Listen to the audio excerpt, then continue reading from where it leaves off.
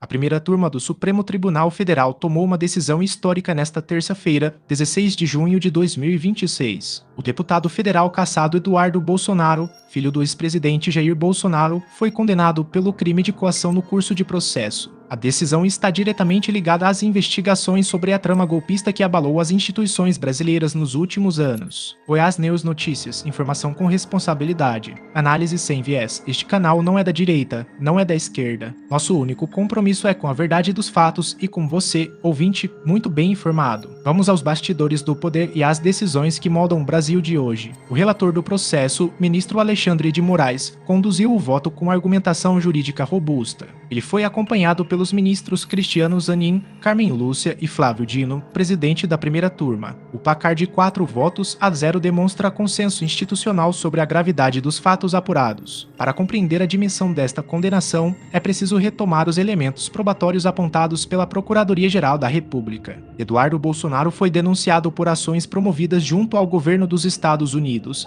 na gestão de Donald Trump, entre janeiro e setembro de 2025. O objetivo, segundo a acusação, era criar um clima de instabilidade política e ameaçar retaliações estrangeiras contra ministros do Supremo Tribunal Federal e contra o próprio Brasil. O ministro Alexandre de Moraes deixou claro em seu voto que a imunidade parlamentar não se estende a condutas criminosas praticadas no exterior contra o Estado brasileiro. A frase do relator foi categórica: não é função de deputado federal fazer lobby no exterior contra o próprio país. Mesmo que estivesse no exercício do mandato, o que não ocorria, pois Eduardo estava licenciado, a imunidade parlamentar não o acobertaria. A defesa de Eduardo Bolsonaro alegou preliminarmente que as manifestações estavam protegidas pela liberdade de expressão. Moraes rebateu o argumento com firmeza. Ele destacou que o próprio réu admitiu, em diversas ocasiões, que não comunicou mudança de domicílio para os Estados Unidos e que permanecia no exterior por medo de responder aos crimes que praticou. O ministro foi enfático: nenhum réu pode se beneficiar da própria torpeza. A aplicação da justiça, segundo o relator, não é palhaçada. As normas processuais existem para garantir o contraditório e a ampla defesa dentro da paridade de armas, não para que fraudes e crimes se perpetuem indefinidamente. Eduardo Bolsonaro, segundo a decisão, focou em ameaças com a pretensão de que seu pai não fosse condenado e que o Supremo não realizasse o julgamento da trama golpista. O ministro Cristiano Zanin seguiu integralmente o voto de Moraes. Ele reforçou que as condutas apuradas evidenciam de forma clara o crime de coação no curso do processo. As publicações e manifestações que duraram meses comprovam a autoria, materialidade e o intuito específico de coagir a atuação do Supremo na Ação Penal 2668. A ministra Carmen Lúcia complementou com uma avaliação que sintetiza a gravidade do caso. Houve sucessão de atos que comprovam um percurso criminoso para coagir os julgadores. A expressão percurso criminoso é relevante porque indica planejamento, continuidade e dolo, elementos essenciais para a caracterização do crime de coação. Esta condenação abre precedentes importantes para o entendimento dos limites da imunidade parlamentar no Brasil. A Constituição Federal de 1988 estabelece no artigo 53 que os deputados federais são invioláveis por suas opiniões, palavras e votos. No entanto, a jurisprudência do Supremo Tribunal Federal vem consolidando o entendimento de que a imunidade material protege apenas atos relacionados ao exercício do mandato, não abrangendo condutas criminosas. Desvinculadas da função parlamentar, o caso Eduardo Bolsonaro reforça essa linha interpretativa. As ameaças externas, as articulações com agentes estrangeiros e a tentativa de interferir em processo judicial em curso configuram, segundo os ministros, desvio de finalidade completo da atividade parlamentar. A decisão, portanto, não restringe a liberdade de expressão dos congressistas, mas delimita que esta não pode ser utilizada como escudo para práticas criminosas. Do ponto de vista político, a condenação agrava o cenário jurídico da família Bolsonaro. Eduardo Bolsonaro já havia sido cassado pelo Tribunal Superior Eleitoral em 2025, perdeu o mandato e ficou inelegível por 8 anos. A condenação criminal no Supremo pode acarretar pena de reclusão, cujo regime será definido em fase posterior do processo e consolidar a impossibilidade de retorno ao cenário político institucional. No curto e médio prazo para o ex-presidente Jair Bolsonaro, a condenação do filho reforça a pressão judiciária. Ele é réu em 5 processos distintos no Supremo Tribunal Federal, incluindo o da trama golpista. A estratégia defensiva da família, que historicamente buscou mobilizar apoiadores nas redes sociais e no exterior, encontra agora limites objetivos impostos pelo direito penal e pela jurisdição constitucional.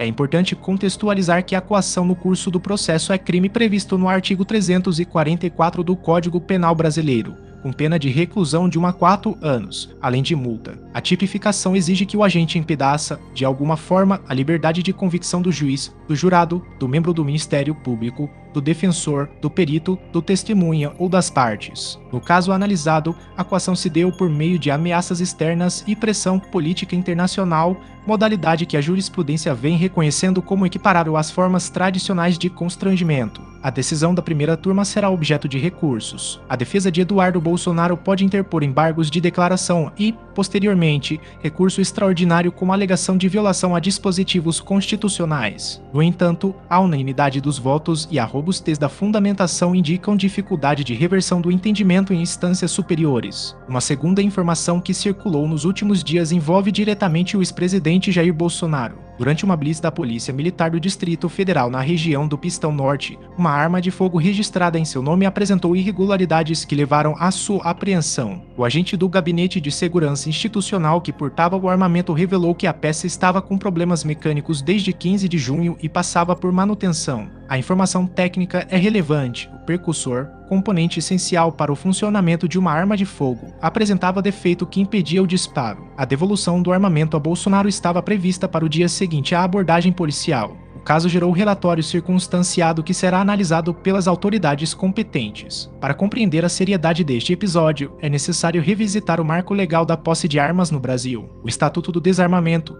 Lei 10.826 de 2003, estabelece regras rigorosas para a aquisição, registro, porte e transporte de armas de fogo. O Decreto 9.785 de 2019, editado durante o governo Bolsonaro, flexibilizou alguns requisitos, ampliando o número de categorias profissionais que poderiam solicitar o porte. No entanto, as normas de segurança, manutenção e responsabilidade do proprietário permanecem inalteradas. A legislação exige que armas em manutenção devem permanecer sob custódia de estabelecimento autorizado pelo Exército Brasileiro, ou seja, de um gun shop credenciado. O transporte de arma com defeito mecânico por agente de segurança institucional, ainda que em serviço, levanta questões sobre a procedência da manutenção e a regularidade da cadeia de custódia. A Polícia Civil do Distrito Federal abriu procedimento investigativo para apurar estas circunstâncias. A trajetória de Jair Bolsonaro com a temática das armas é longa e documentada. Desde sua atuação como deputado federal pelo Rio de Janeiro, ele foi um dos principais defensores da flexibilização do Estatuto do Desarmamento. Durante sua presidência, editou decretos que ampliaram o número de armas permitidas por colecionador, atirador desportivo e caçador, e reduziu requisitos para a comprovação de efetiva necessidade no porte de arma. Este histórico torna o episódio do Pistão Norte particularmente sensível. Um ex-presidente que construiu parte de sua identidade política na defesa do armamento civil se vê envolvido em situação que pode ser interpretada como descumprimento das próprias regras que ajudou a mudar. A questão não é meramente técnica, mas simbólica e atinge o cerne da credibilidade política. As reações ao caso foram imediatas e polarizadas, conforme padrão observado nos últimos anos. Aliados do ex-presidente buscaram enquadrar o incidente como problema mecânico corriqueiro, comparável a qualquer pane em equipamento técnico. Parlamentares próximos à família Bolsonaro argumentaram que a oposição tenta capitalizar politicamente uma situação banal. A oposição, por sua vez, utilizou o episódio para reforçar a narrativa de desrespeito institucional. Líderes partidários destacaram a ironia de um ex-presidente defensor radical do armamento se ver envolvido em irregularidade com sua própria arma. A argumentação política aponta para uma suposta contradição entre o discurso público e a prática privada. Especialistas em direito constitucional e segurança pública foram consultados sobre o caso. O consenso técnico é de que a irregularidade, por si só, não configura crime grave, mas demanda apuração rigorosa. Se comprovado que a arma estava em manutenção em local não autorizado, ou que o transporte desrespeitou protocolos de segurança, poderá haver responsabilização administrativa e, eventualmente, penal por descumprimento de normas do Sistema Nacional de Armas. Um ponto que merece atenção é a condição do agente do GSI. Servidores deste gabinete possuem status militar e estão sujeitos a regulamentos específicos sobre o porte de armamento. A conduta do agente, ao transportar arma em manutenção, será avaliada tanto sob a ótica civil quanto militar, o que pode resultar em procedimentos disciplinares internos. Historicamente, casos envolvendo armas de figuras públicas no Brasil têm desdobramentos variados. Em 2013, o então deputado Jair Bolsonaro foi absolvido em processo por porte ilegal de arma após o Supremo Tribunal Federal reconhecer que a imunidade material o protegia. A situação atual é diferente, pois Bolsonaro não mais detém mandato parlamentar e está inelegível até 2030. Qualquer procedimento criminal ou administrativo não encontrará o obstáculo da imunidade. A comparação com outros ex-presidentes é instrutiva. Luiz Inácio Lula da Silva enfrentou processos que resultaram em condenação e prisão, posteriormente anulada pelo Supremo Tribunal Federal por questões de competência territorial. Fernando Collor teve mandato cassado em 1992 por crimes de responsabilidade. Michel Temer foi denunciado, mas não condenado. Cada caso reflete a especificidade do momento político e jurídico em que ocorreu. Para Bolsonaro, o acúmulo de situações adversas cria um cenário de crescente isolamento institucional. A inelegibilidade até 2030, as 5 ações penais em curso no Supremo, a condenação do filho Eduardo e agora este episódio com a arma compõem um quadro que dificulta qualquer tentativa de retorno ao centro. Do poder político formal, a base de apoiadores, no entanto, permanece ativa e mobilizada. Movimentos de direita e grupos organizados nas redes sociais mantêm a figura de Bolsonaro como referência simbólica. A pergunta que se impõe é se esta base, sem canalização eleitoral devido à inelegibilidade, conseguirá sustentar influência política relevante até 2030, ou se gradualmente se dispersará em torno de novas lideranças. O próximo passo institucional envolve a conclusão da investigação da Polícia Civil do Distrito Federal. O relatório da Blitz será encaminhado ao Ministério Público, que avaliará a necessidade de ação penal ou administrativa. Paralelamente, o Exército Brasileiro, responsável pelo controle de armas no país, pode instaurar procedimento específico sobre a regularidade da manutenção e do registro da arma. A defesa de Bolsonaro, liderada pelo advogado Paulo Bueno, deve preparar estratégia que minimize o impacto político. O argumento técnico da pane mecânica, se bem documentado, pode neutralizar a acusação de irregularidade grave. No entanto, a dificuldade maior será controlar a narrativa pública, especialmente considerando o histórico do ex-presidente com a temática do armamento. Mudando de eixo temático, uma informação de grande relevância para a mobilidade urbana brasileira. A Companhia do Metropolitano de São Paulo, responsável por 77% dos passageiros sobre trilhos no país, avança em um plano de expansão que inclui mais de 100 quilômetros de novas obras e projetos, além da aquisição de 44 novos trens. O dado é expressivo. São Paulo possui a maior rede metroferroviária da América Latina, com aproximadamente 380 quilômetros de extensão e mais de 100 estações. A companhia transporta cerca de 3,5 milhões de passageiros por dia útil em condições normais. A expansão projetada representa um aumento de quase 30% na capacidade de atendimento. O investimento prioritário da gestão atual concentra-se no conceito de ganho de tempo como principal retorno. Estudos técnicos indicam que cada minuto reduzido no tempo de viagem metroviária gera economia produtiva estimada em milhões de reais anuais para a cidade. A lógica é simples: menos tempo em deslocamento significa mais tempo disponível para trabalho, educação,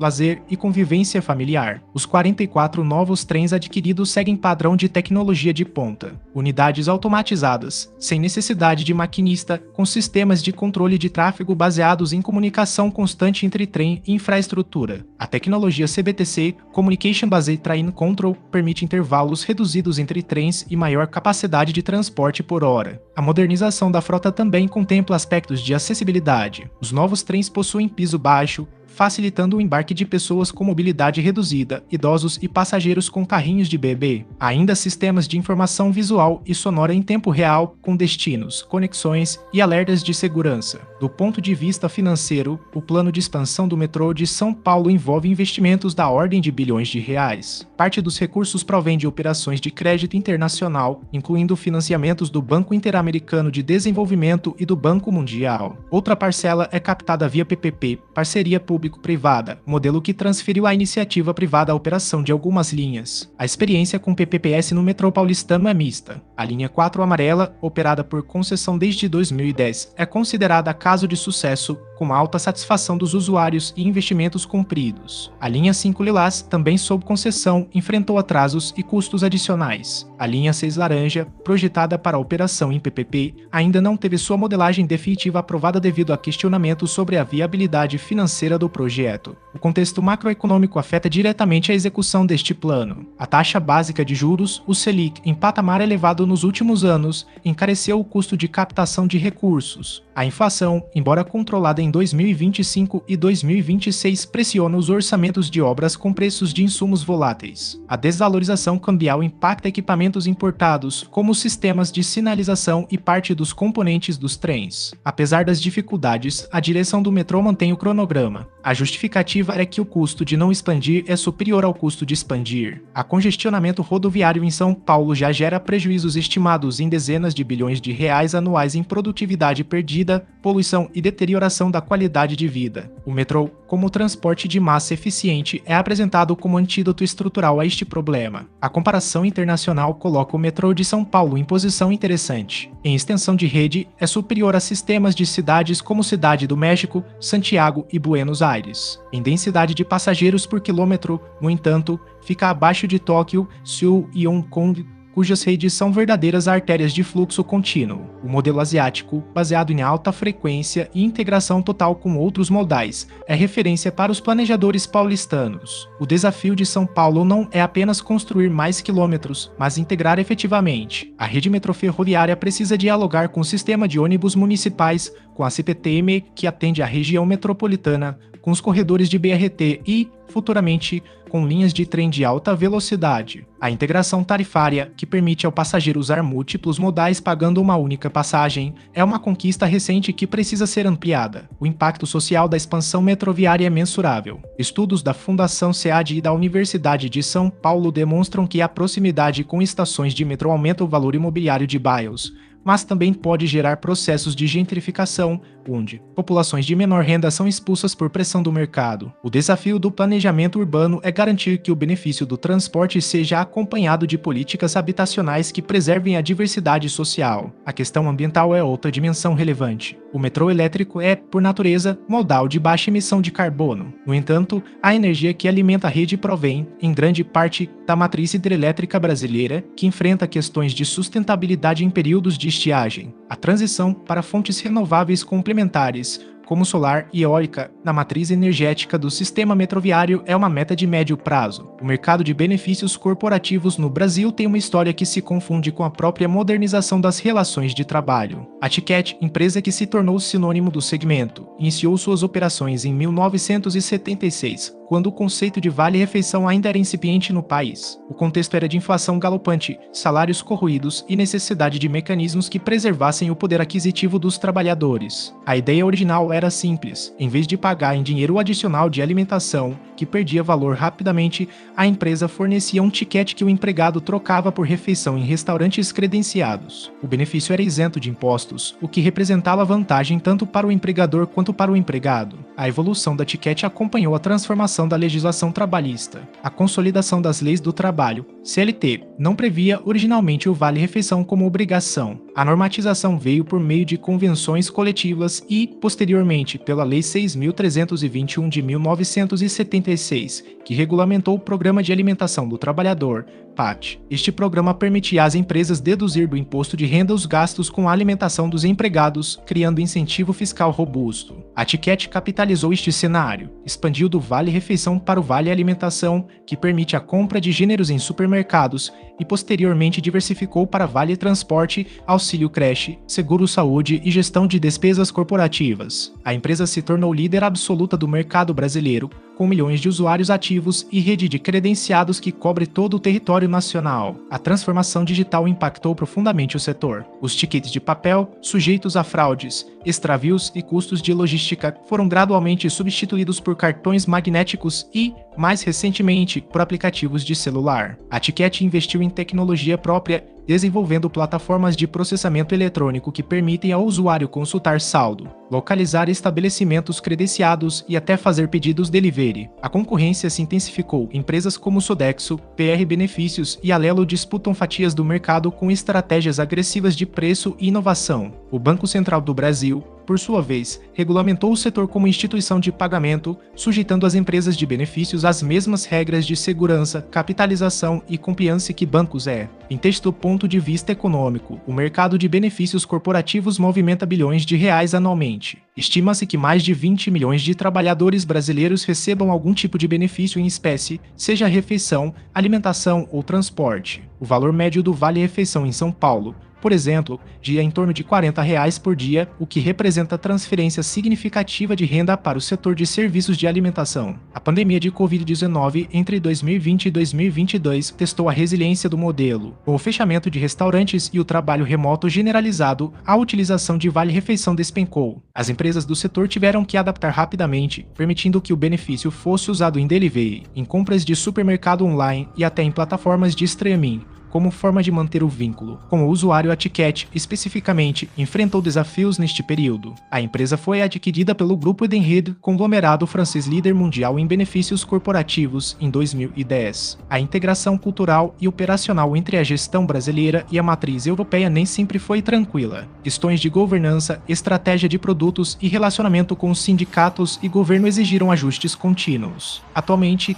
a Ticket opera em um ambiente de fintechs e bancos digitais que oferecem soluções similares com menor burocracia. A Caju, por exemplo, startup brasileira, propõe gestão unificada de benefícios com interface intuitiva e custos menores para as empresas. A concorrência tecnológica obriga players tradicionais a reinventar-se constantemente. O futuro do setor aponta para personalização e bem-estar integrado. Em vez de benefícios padronizados, as empresas tendem a oferecer menus flexíveis onde o colaborador escolhe o que mais se adequa ao seu perfil. Mais refeição, mais transporte, mais educação, mais saúde mental. A gestão de benefícios deixa de ser mera obrigação legal e se torna ferramenta de retenção de talentos e engajamento organizacional. A Ticket, com sua história de quase 50 anos, está inserida nesta transição. A marca que inventou o Vale Refeição no Brasil precisa agora provar que pode inovar na era da mobilidade digital, da economia de experiências e da personalização em massa. O legado é sólido, mas o futuro exige adaptação constante. Retomando a dimensão política, é necessário situar os fatos recentes em um quadro mais amplo. O Brasil de 2026 vive um momento de transição institucional complexa. A polarização que marcou as eleições de 2018, 2022 e 2024 deixou marcas profundas no sistema político, no judiciário e na sociedade civil. O Supremo Tribunal Federal, historicamente uma corte de mediação,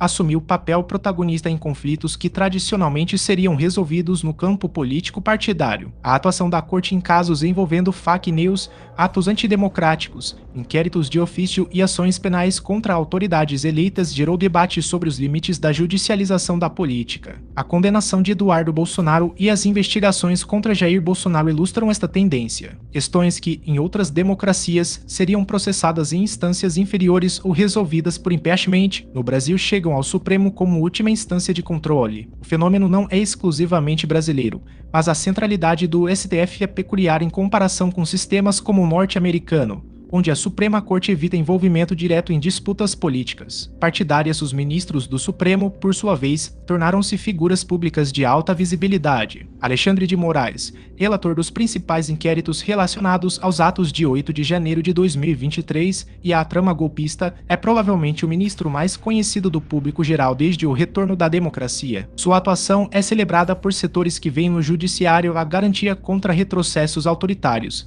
e criticada por segmentos que consideram excessiva ingerência judicial em questões políticas. O Congresso Nacional, em contrapartida, vive um momento de relativa fragmentação. A Câmara dos Deputados e o Senado, após as eleições de 2024, não apresentam maioria consolidada que permita ao governo federal aprovar reformas estruturais sem negociação intensa. O Centrão, bloco de partidos de médio porte sem identidade ideológica definida, tornou-se rei da pauta, trocando apoio governamental por cargos, emendas e benefícios eleitorais. Este cenário de institucionalização do imobilismo reformador afeta áreas cruciais. A reforma tributária, aprovada em 2023, ainda depende de regulamentação detalhada que esbarra em resistências setoriais. A reforma administrativa, prometida desde 2022, não avança. A reforma previdenciária, implementada em 2019, mostra sinais de desgaste com a necessidade de novos ajustes. A economia brasileira entre 2024 e 2026 apresentou recuperação gradual,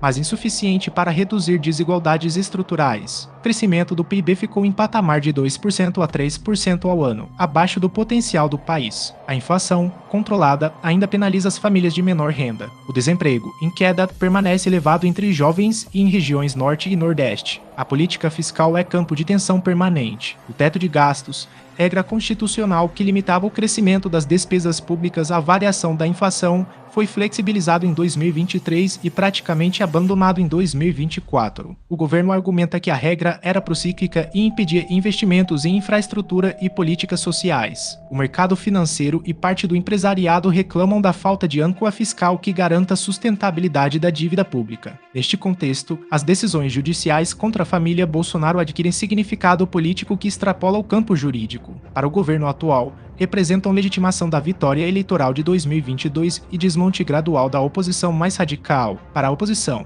configuram perseguição política disfarçada de legalidade. Para analistas institucionais, são teste de resistência do sistema democrático brasileiro. A pergunta que não quer calar é: o Brasil está conseguindo processar suas divisões políticas dentro da legalidade democrática, ou a judicialização está apenas adiando confrontos que um dia explodirão? Não há resposta definitiva. O que se observa é que, diferentemente de outros países latino-americanos que recaíram em autoritarismo, o Brasil mantém suas instituições funcionando, mesmo que tensionadas. Retornando à questão das armas, é preciso contextualizar o debate nacional. O Brasil possui uma das legislações mais restritivas do mundo para a aquisição de armas de fogo por civis. O Estatuto do Desarmamento, aprovado em 2003 após referendo popular, estabeleceu que o porte de arma é privativo de categorias profissionais específicas: policiais, militares, agentes de segurança, magistrados, promotores, defensores públicos e algumas categorias de civis que comprovem efetiva necessidade. O referendo de 2005, no entanto, rejeitou a proibição total da comercialização de armas, com 63% dos votos contrários à proposta. O resultado, interpretado como vitória da bancada da bala, na verdade refletiu desconfiança popular com o Estado como único garantidor da segurança. A violência urbana, que crescia exponencialmente nas décadas de 1990 e 2000, levou parcela significativa da população a entender que a própria defesa era legítima. O governo Bolsonaro, entre 2019 e 2022, operou uma mudança significativa neste cenário. Decretos presidenciais ampliaram de 25 para mais de 40 o número de categorias profissionais com direito a porte. Reduziram de 10 para 4 o número de armas permitidas por colecionador. Flexibilizaram o transporte de munição. Permitiram a aquisição de armas de calibre restrito, anteriormente vedado a civis. O resultado estatístico foi imediato. O número de armas registradas no Brasil saltou de aproximadamente 700 mil em 2018 para mais de 2 milhões em 2024. O Sistema Nacional de Armas, gerenciado pelo Comando do Exército, viu sua estrutura de fiscalização superada pelo volume de registros. Denúncias de irregularidades, vendas irregulares e desvios para o crime organizado multiplicaram-se. O governo que sucedeu Bolsonaro, em 2023, iniciou o processo de reverso das flexibilizações. Novos decretos restringiram categorias de porte, aumentaram exigências de comprovação de efetiva necessidade e determinou a apreensão de armas registradas irregularmente. A medida gerou resistência de colecionadores, atiradores desportivos e apoiadores do ex-presidente, que viram na ação uma tentativa de desarmar a população civil. O episódio da arma de Bolsonaro apreendida no Pistão Norte insere-se neste contexto de maior fiscalização. Se a abordagem policial fosse realizada em 2021, é possível que o resultado fosse diferente, com menor rigor na verificação de documentação e condições técnicas do armamento. A mudança de postura das forças de segurança reflete, em parte, a nova orientação federal, mas também uma cultura institucional de cumprimento da lei que independe de quem ocupa o Planalto. Especialistas em segurança pública debatem intensamente sobre o impacto real da posse de armas na redução da criminalidade. Estudos internacionais, especialmente nos Estados Unidos, mostram correlação positiva entre alta disponibilidade de armas e taxas de homicídio e suicídio. No Brasil, onde a maioria dos homicídios é cometida com armas ilegais, o argumento dos defensores do armamento é que a restrição penaliza apenas o cidadão de bem, enquanto o criminoso continua armado. A questão é que a fronteira entre arma legal e ilegal no Brasil é porosa. Armas registradas são furtadas, roubadas, vendidas clandestinamente ou desviadas por correntes de comercialização fraudulenta. O controle efetivo exigiria não apenas legislação restritiva, mas capacidade de fiscalização que o Estado brasileiro, com seus 27 estados, mais de 5 mil municípios e vastas extensões de fronteiras terrestres, simplesmente não possui o caso Bolsonaro, portanto, não é apenas sobre uma arma com defeito mecânico. É sobre a credibilidade de um ex-presidente que fez do armamento símbolo de sua gestão. É sobre a aplicação da lei sem distinção de posição hierárquica. É sobre o teste de que as instituições de controle, polícias, exército e judiciário funcionam mesmo quando o investigado é figura de projeção nacional. A apuração da Polícia Civil do Distrito Federal será acompanhada com atenção. Se concluir que houve irregularidade administrativa, Bolsonaro pode ser autuado e responder a processo no âmbito da Justiça Federal, considerando sua condição de ex-presidente. Se concluir que tudo estava regular, a informação servirá para desarmar narrativas de perseguição. Em ambos os casos, o importante é que a investigação ocorra com transparência e fundamentação técnica. Nenhuma análise dos fatos recentes estaria completa sem considerar o papel dos veículos de comunicação e das plataformas digitais. A informação sobre a condenação de Eduardo Bolsonaro, a apreensão da arma e as obras do metrô circulou em velocidade distinta dependendo do canal. Os grandes jornais de referência, Folha de S, Paulo, O Globo, Estadão e Valor Econômico, deram destaque à condenação no STF com análise jurídica aprofundada. Agências de notícias, como Reuters e Bloomberg, focaram no impacto político e econômico. Portais digitais especializados em direito, como J e Conjur, detalharam a fundamentação dos votos. As redes sociais, por outro lado, operaram fragmentação da informação. Em plataformas como X, Instagram e TikTok, a condenação de Eduardo foi celebrada por usuários de esquerda como vitória da justiça e condenada por usuários de direita como perseguição política. Algoritmos de engajamento amplificam as versões mais extremadas, criando bolhas de realidade paralelas onde o mesmo fato adquire significados opostos. Esta polarização informacional é um dos maiores desafios da democracia contemporânea. Como formar opinião pública razoável quando cada segmento consome apenas informações que confirmam suas crenças prévias? Como garantir que fatos jurídicos complexos sejam compreendidos em sua dimensão real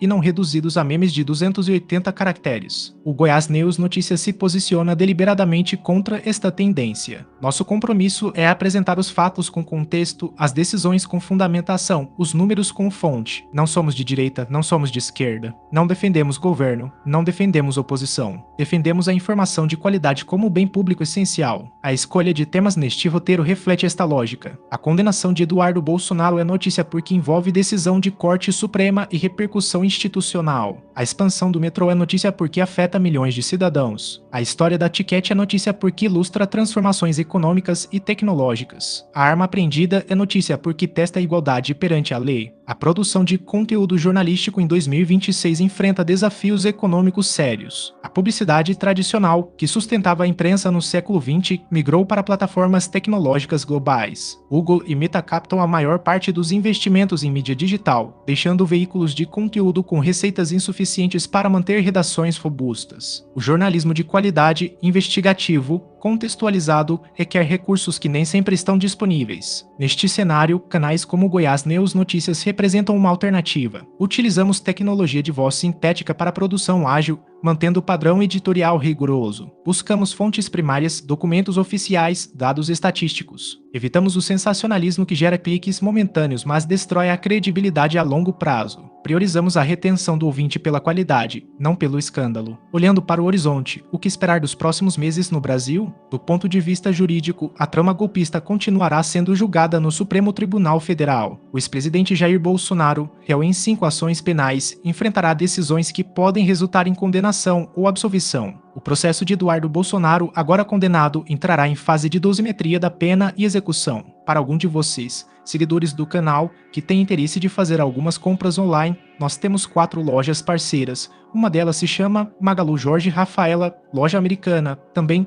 Mercado Livre, Amazon, link logo abaixo da descrição. Boas compras. Do ponto de vista político, as eleições de 2028 começam a ser preparadas desde já. Com Bolsonaro inelegível até 2030, o campo de direita busca lideranças alternativas. Nomes como Tarcísio de Freitas, governador de São Paulo, e Romeu Zema, governador de Minas Gerais, são mencionados como possíveis candidatos. No campo de esquerda, o governo atual busca consolidar legado que permita a continuidade do projeto político. Do ponto de vista econômico, a agenda de infraestrutura, representada pelas obras do metrô e por investimentos em energia, transporte e saneamento, será crucial para o crescimento sustentado. O Brasil precisa recuperar o atraso acumulado em décadas de subinvestimento. O setor privado, via concessões e parcerias público-privadas, será chamado a participar ativamente, mas com regulação que garanta o interesse público. Do ponto de vista social, as desigualdades regionais, raciais e de gênero continuam sendo o grande gargalo. O Brasil é um país de contrastes extremos. Enquanto São Paulo expande seu metrô, cidades do interior do Nordeste não possuem saneamento básico. Enquanto executivos utilizam aplicativos de benefícios corporativos, trabalhadores informais lutam para colocar comida na mesa. A informação de qualidade,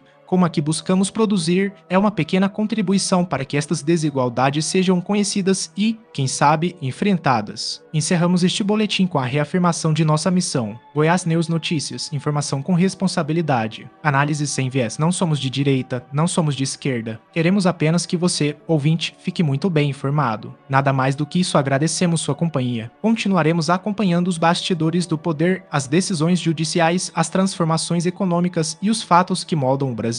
Até a próxima edição. O papel foi cumprido, entregar a você todos os ângulos dessa história, sem viés político, respeitando a sua inteligência e a sua capacidade de julgamento.